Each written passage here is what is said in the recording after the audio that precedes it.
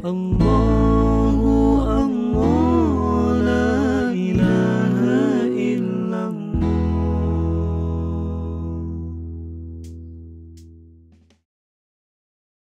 Assalamualaikum warahmatullahi wabarakatuh. Bismillahirrahmanirrahim. Alhamdulillahi wa kafa, wassalatu wassalamu ala sayyidina wa maulana Muhammadinil Mustafa wa ala alihi wa sahbihi ahli sidqi wal wafa, amma ba'du. Teman-temanku yang berbahagia, marilah kita lanjutkan kajian kitab An-Nahwu At-Tatbiqi yang membahas tentang ilmu nahwu dasar. Kemarin kita sudah sampai pada atau telah selesai pembahasan tentang aqsamul kalimah, tentang pembagian kalimat dalam bahasa Arab. Dan pada kesempatan kali ini kita bertemu bab baru, yaitu yang berbicara tentang al-bina'u wal i'rabu, tentang bina dan i'rab dalam ilmu nahwu. Langsung saja kita bahas. Bismillahirrahmanirrahim. Awalan al-bina'u. Al-bina'u huwa luzumu akhiril kalimati halatan wahidatan li ghairi i'tilalin.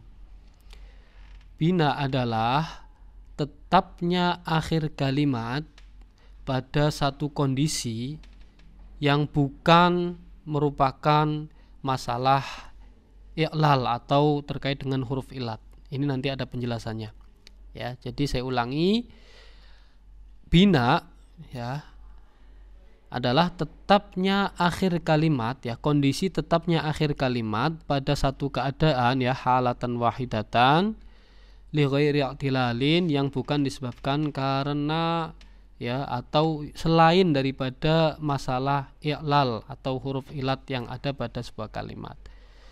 Ya, jadi kalau kita biasa mengi'rab itu ada kalimat-kalimat yang mabni, ya, mabni itulah, ya, kondisinya adalah bina, ya, kalimat yang akhir daripada kalimat itu memiliki kondisi yang tetap tidak bisa berubah.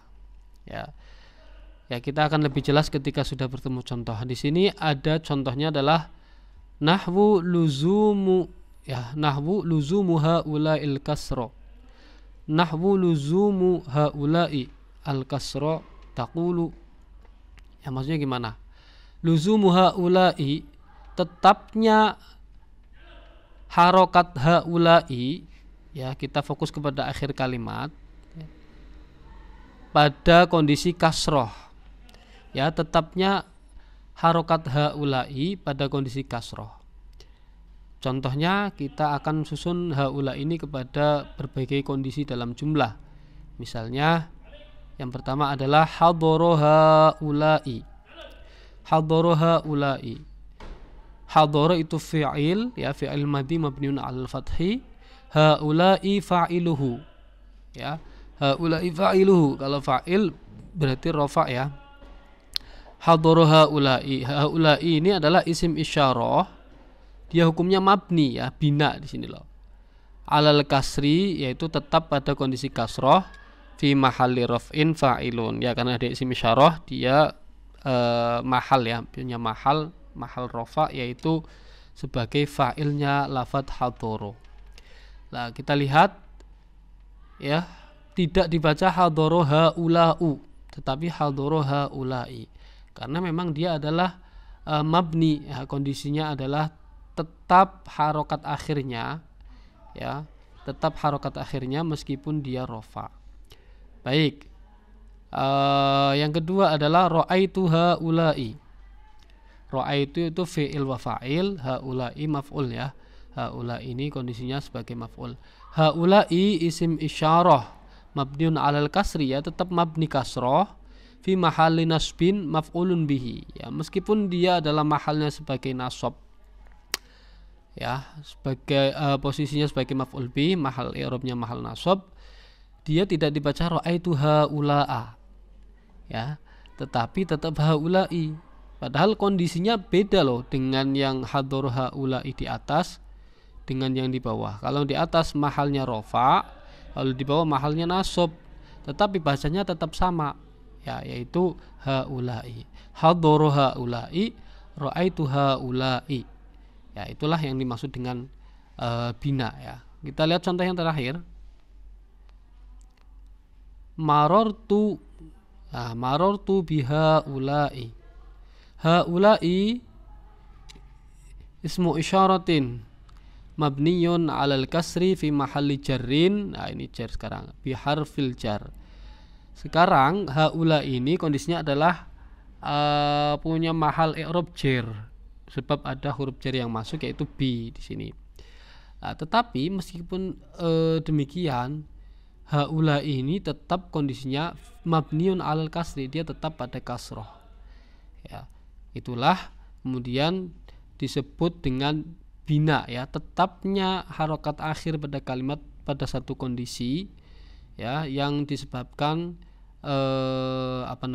selain ya, bukan yang disebabkan ya, selain masalah i'lal. Ini nanti ada di bawah penjelasannya. Jadi dari 3 contoh ini kita bisa simpulkan bahwa haulai bagaimanapun amil yang masuk kepadanya, baik dia itu menjadi rofa ya, mahal rofa, mahal nasab atau mahal jar, dia bacanya tetap satu, yaitu haulai, kondisi akhirnya tetap kasroh ya. Jadi binanya haulai adalah bina kasroh ya, tetap pada harokat kasroh meskipun kondisinya seperti apapun. Nah, oke, kita lanjutkan. Fal mabniyu thabitun ala syaklin wahidin ya. Kalimat yang mabni itu tetap pada satu bentuk atau satu harokat saja, wala yataghayyaru, dan tidak berubah, wa in taghayyarat al awamilu ad-dakhilatu alaihi. Ya, dia tidak berubah dari kondisi satu itu atau harokat itu, meskipun ya, wa in taghayyarat al awamilu ad-dakhilatu alaihi, meskipun amil-amil yang masuk kepada kalimat itu berubah ya, seperti tadi ada fi'il kemudian haulai jadi fa'il ya, mahalnya rofa, maka dia tetap haulai, mahal nasab tetap haulai ya, mahal jar tetap haulai, maka itulah yang namanya mabni ya. Mabni itu tetapnya harokat pada tetapnya kalimat pada satu harokat dan tidak berubah meskipun amil-amil yang masuk kepadanya itu berubah-ubah. Ya, di sini contohnya adalah haulai, hadza, hadhihi, anta, aina, man, alladzina.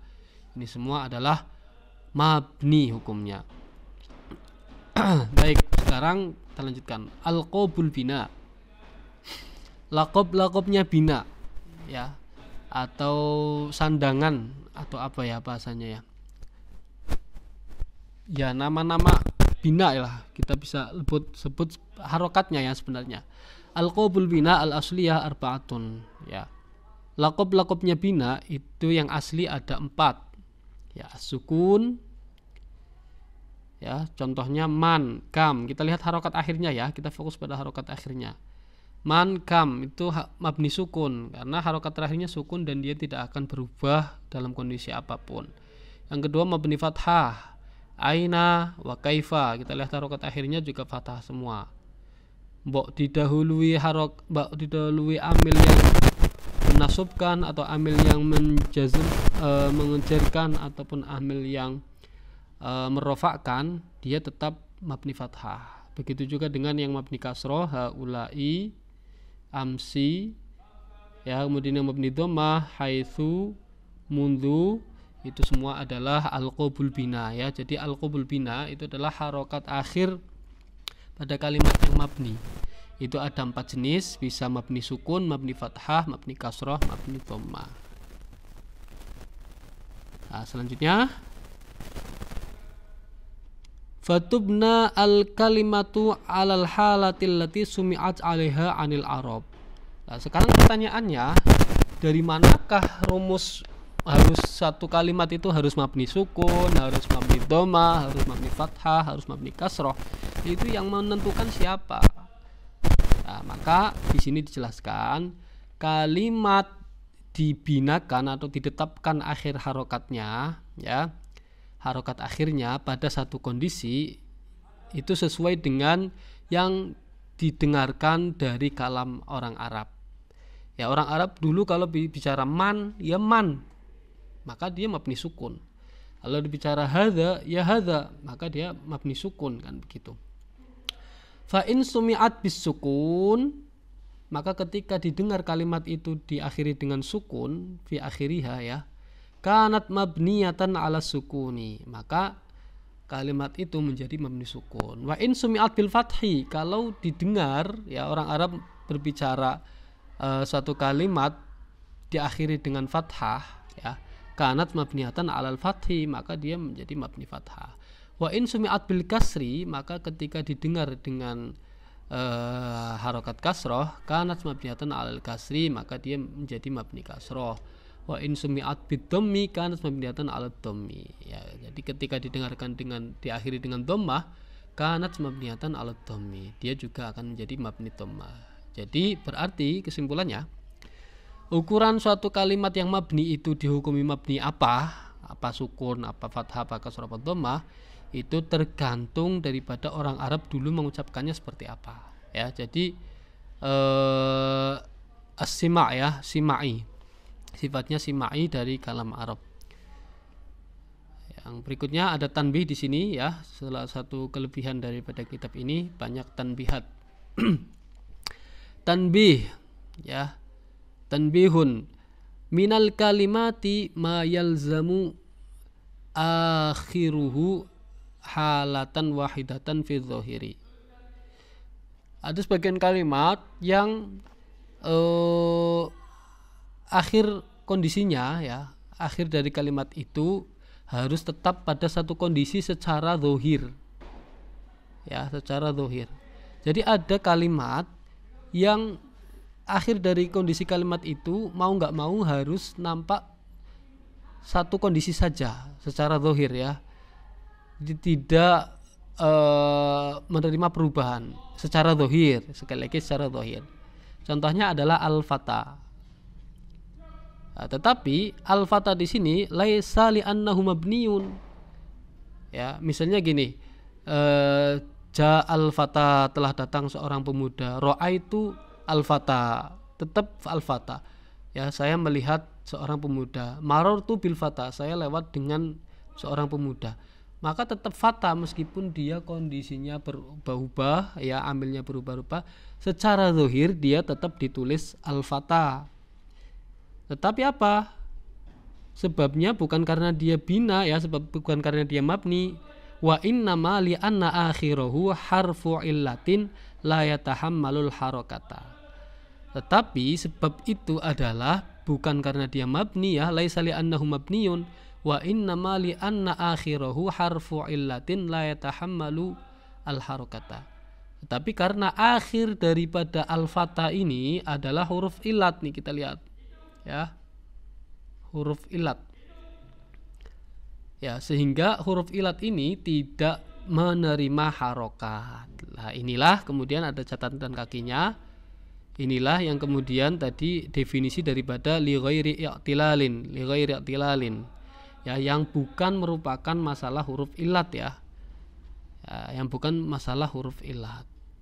Jadi al-fata ini meskipun dia pada satu kondisi saja, dia nggak berubah-ubah secara zahir, tetapi dia bukan mabni, merupakan dia itu tetap mu'rab, ya, tetap berubah, meskipun perubahannya nanti kita ada penjelasannya.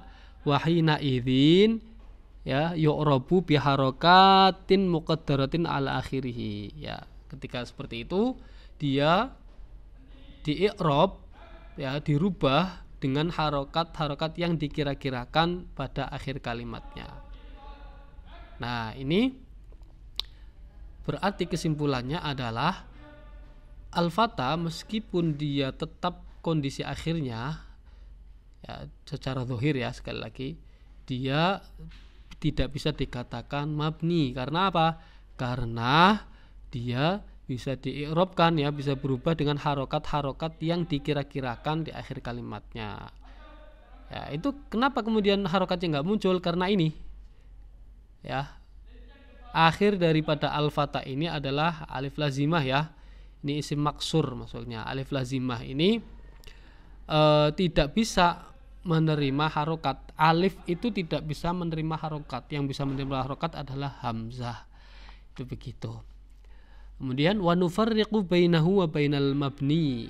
Ya, maka kita memisahkan, ya, kita membedakan antara kalimat yang tadi kita bahas, ya, al-fata ini bainal mabni dengan kalimat yang mabni. Bi annal mabniyah, ya, karena apa? Alasannya sesungguhnya kalimat yang mabni itu la yusanna wa la yujma'u, tidak bisa dibuat musanna atau dua, wa la yujma'u, dan tidak bisa dijamakkan.